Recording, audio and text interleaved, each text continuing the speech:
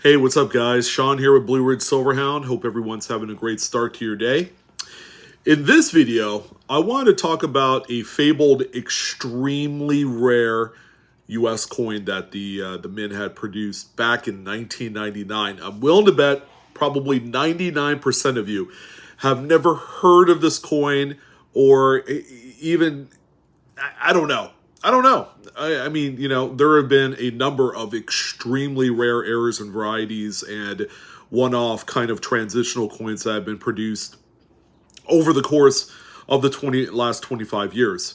As a matter of fact, if you guys haven't paid attention to the auction circuit, we had the Central States Numismatic Show conclude just about a week ago, where they highlighted some of Fred Weinberg. If you don't know who Fred Weinberg is, he's like one of the known error guys in the industry that's been around for years, and he actually had an example of the 2000 Sacagawea mule error that sold for over $100,000. Okay, that's where they paired up a, I believe it's a reverse Sacagawea Dollar die with the obverse of a statehood quarter mule together on one of the new golden dollar planchets back from the day.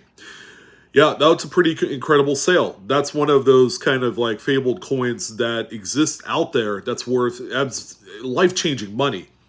But here's another one. It's also a Sacagawea dollar as well. It was produced in 1999. And guess what? You're never going to believe this. They crafted it from 22 karat gold. Yes, you heard that correctly. 22 karat gold Sacagawea dollar. They had produced only 39 examples. Allow me to give you some of the additional information. 39 proof Sacagawea dollar coins, 22 karat gold planchets. They were 27 millimeters in thickness and composed of 0.9167 fine gold. They're the same planchets that were used to produce the $25 face value uncirculated gold eagles during that time. So yeah, this apparently was produced, and they're proof coins. So first of all, you're probably not going to be able to find one of these in just general circulation, right? You're not going to be able to just go to the bank, grab yourself a full roll of these and expect to find one of 39 examples of the 22 karat gold proof Sacagawea dollars. And no, guys, I shit you not, I am not trolling you with this video. This is an actual coin the U.S. Mint had produced 23 years ago, 1999. There was a lot of buzz, by the way, with the new Sacagawea dollars. They were, at the get-go, referred to as the gold dollar. Some would say that that's still the case today, but that nickname kind of stuck with it through the first like 2, 3, 4 years of the Sacagawea dollars release. And yeah, it's kind of strange when I heard the fact that the U.S. Mint did produce actual 22 karat gold coins. It's kind of crazy. So let's talk a little bit about, is this a coin that can be found? Well, there's a little bit of information that I'm leaving out that is going to be important because you may or may not be able to find these. All right, by the time we're all said and done, I'm just going to kind of go ahead and throw that little carrot dangling out there for you. So what the U.S. Mint had done is that they were going to intend on releasing these to the general public. They weren't going to produce any more. But they just had the 39 examples that they had thought about, and they thought about long and hard. Man, it would have been quite the feather in the cap if they release this in some sort of capacity, whether it's inserting it in a regular proof set or just selling them, on through the U.S. Mint. At the time, 1999, 2000. I don't think they really had a very good functioning U.S. Mint website at the time, but I don't know. So what ended up happening is they had these 39 coins, and What they were going to do was absolutely scrap the idea of selling these to the general public. Instead, what they did is they reserved the 12 best looking examples out of the 39, and then they melted the other 27. So now we went from this quantity of 39 existing coins all the way down to 12, and now, that's just a mere fraction of the total, count of however many was produced. They then did take the 12 examples that are left over existing, and they were sent into outer space to aboard the Space Shuttle Columbia. I'm actually reading information from CoinFacts on PCGS's website, to commemorate Eileen Collin as the first female U.S. astronaut to be a commander on a space shuttle flight. All right, so that was pretty cool. But when the coins came back in August of 2001, the 12 coins were locked up in Fort Knox, never to be seen again. And that's the primary reason why I haven't shown you any sort of pictures, because there's also one extra detail that I've left out that I haven't told you guys. And it's more in where these things were produced. So the last remaining 12 examples, when they came back from outer space, they ended up being in lock and key in Fort Knox. They did release them back in 2007 to showcase them at the ANA World's Fair of Money show in Wisconsin. All right, so that was 15 years ago. I think it's time for them to release it back out so that way people can see it at the next ANA show. But these coins were not produced at just any mint facility.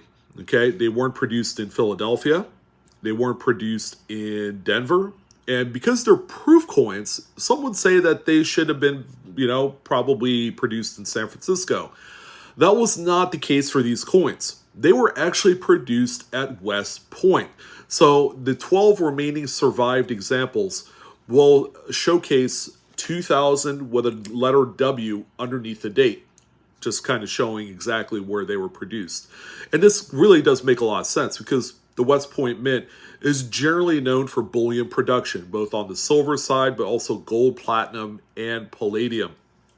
That's where they produce a lot of the U.S. Mint sourced precious metals type of coins. So yeah, that makes sense that they did produce this at the West Point Mint. Some of you had probably kicked off this video already, but there you go. Sorry, unfortunately, you cannot find these anywhere. You can't even find one in a proof set from the year 2000. You guys probably thought I was going to say that, but no, I wouldn't stoop that low and say, hey, look out for this in your pocket change, because that's just straight up hot trash baloney. And I wouldn't steer you guys wrong, but hey, this was quite the amazing kind of just discovery, a little story tell.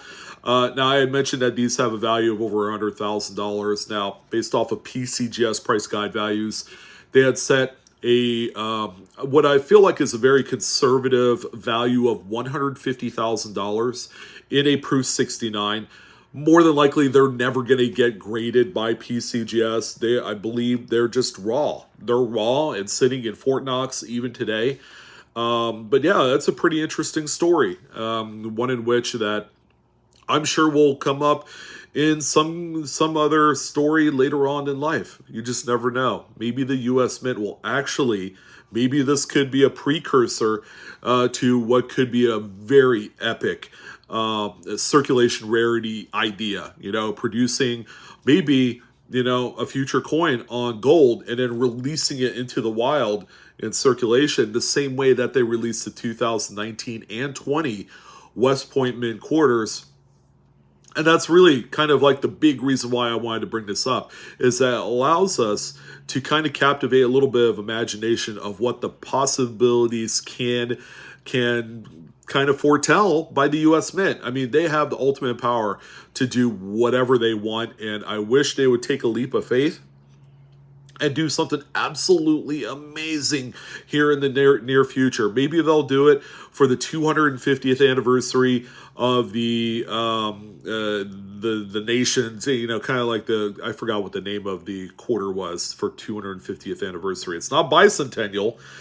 because that's 200 years, but whatever 250th is, and what that mark means. But yeah, I would say that they were long overdue for doing something extraordinary. It's really not going to, cost that much more to add maybe 50 gold pieces or silver pieces into circulation, and really kind of make it, I was going to say shit show, but it might end up being that.